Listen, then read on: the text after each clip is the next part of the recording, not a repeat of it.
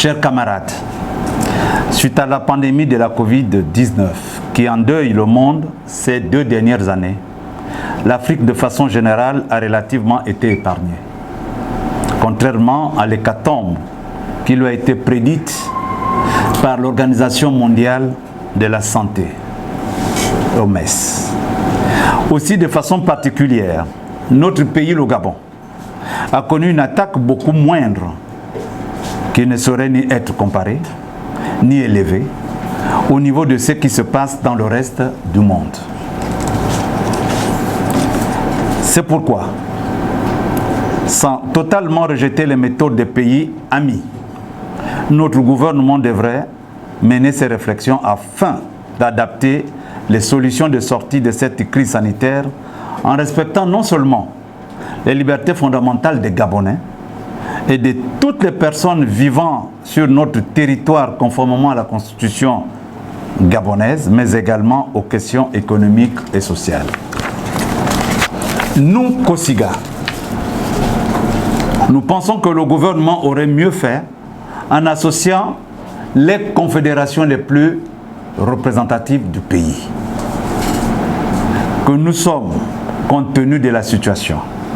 D'ailleurs, nous affirmons toujours notre disponibilité à œuvrer aux côtés du gouvernement et des employeurs pour sauver les emplois et l'économie de notre pays qui mérite d'être relancée par un dialogue social franc et sincère.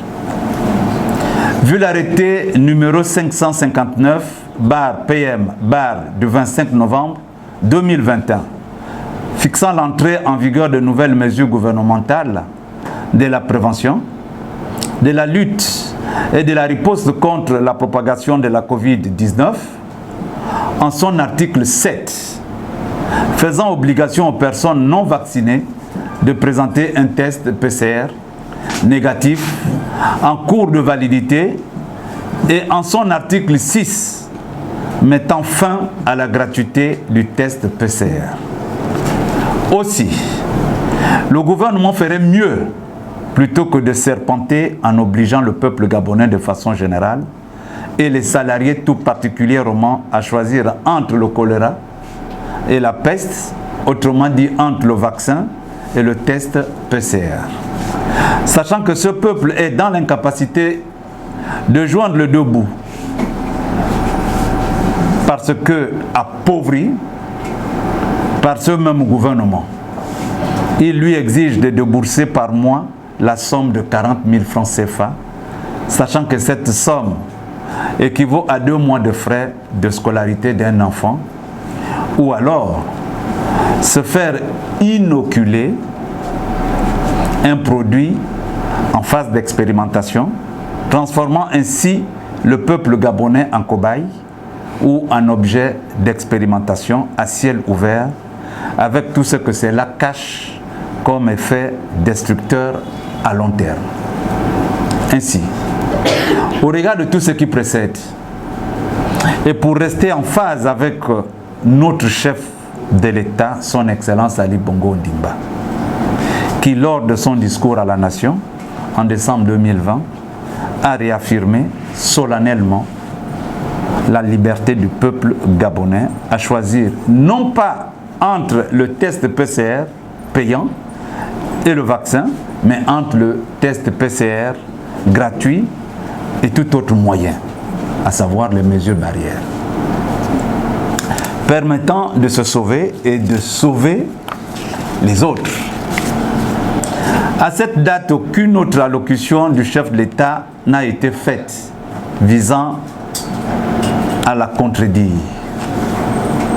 Constatant donc la cherté du coût de la vie, avec une flambée vertigineuse des prix des denrées de première nécessité, vous êtes témoin. Constatant la précarité des travailleurs, constatant la standardisation du SMIC dans le secteur privé et parapublic depuis plusieurs années, constatant les licenciements tout azimut, les départs négociés qui n'existent que de nom, les licenciements pour motif économique. Constatant la crise dans le secteur de l'éducation nationale, constatant l'enlisement du dialogue social dans les régies financières, la Confédération syndicale gabonaise, votre COSIGA, notre COSIGA, estime qu'une intervention urgente et efficace du gouvernement est plus que nécessaire afin de reconsidérer sa position sur le paiement du test PCR à compter du 15 décembre 2021. Amener les employeurs à prendre en charge les frais liés au test PCR conformément aux dispositions législatives en rapport avec la sécurité santé au travail. Revaloriser le SMIC dans le secteur privé et parapublic. Restaurer le dialogue social entre le gouvernement et les confédérations syndicales, je dis bien les plus représentatives, et plus particulièrement dans les régies financières. S'employer à résoudre les crises dans le secteur de l'éducation nationale, les crises à venir dans les banques, plus particulièrement l'UGB, au niveau de Port-Gentil, avec la société Coraoud, Faux élèves, j'en passe, qui d'ailleurs, Coraoud était déjà en grève au niveau de l'Ogoué maritime, notre affilié. La COSIGA propose le retrait immédiat pour le bien du pays, pour le bien de l'économie de notre pays. Le retrait donc de l'arrêté 00559/PM du 25 novembre 2021. L'abrogation de l'arrêté 0052 relatif au chômage technique pour une meilleure relance de l'économie. Une concertation entre le gouvernement et les confédérations les plus représentatives du pays en urgence, si tant il est vrai que ce pays est nôtre. Une augmentation des salaires dans le secteur privé et parapublic pour une question d'égalité des chances, d'équité et de justice, au moment où dans la fonction publique, on est en train, et comme d'habitude, depuis 2009, que notre chef d'État est à la tête de notre pays, il n'a de cesse à revoir les situations des fonctionnaires au détriment du secteur privé et parapublic. Nous demandons réparation. Par l'ouverture donc des négociations de conventions collectives, comme je le disais tantôt, pour un principe d'équité et de justice, d'attirer l'attention particulière des directeurs généraux de l'UGB qui font dans l'immixtion, d'attirer l'attention particulière des tout puissants directeurs généraux du Coraoud qui viennent de supprimer l'indemnité de panier à tous les travailleurs. Mais également d'attirer l'attention de la Direction générale des faux élèves. Je ne voudrais pas parler de la Direction générale nationale de la BAC. Nous sommes des partenaires.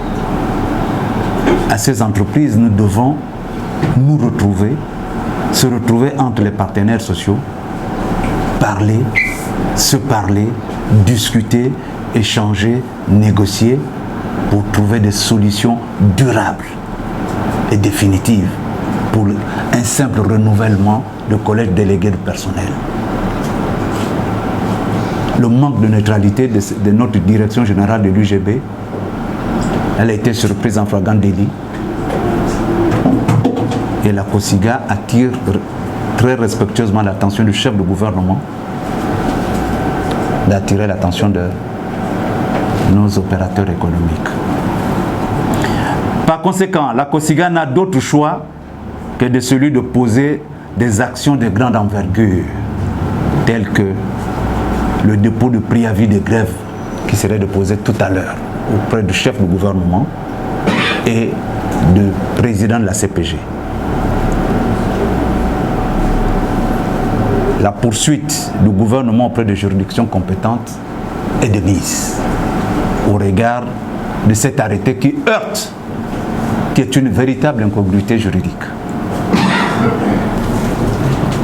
Nous n'avons pas de problème avec notre gouvernement. Le seul problème, c'est que désormais, nous nous rendons compte que le président de la République est un homme seul. Les membres du gouvernement, ce qu'ils font, je ne sais pas si c'est avec son accord, ça nous étonnerait. On ne peut pas, un chef d'État ne peut pas avoir donné sa parole et les membres du gouvernement faire autrement.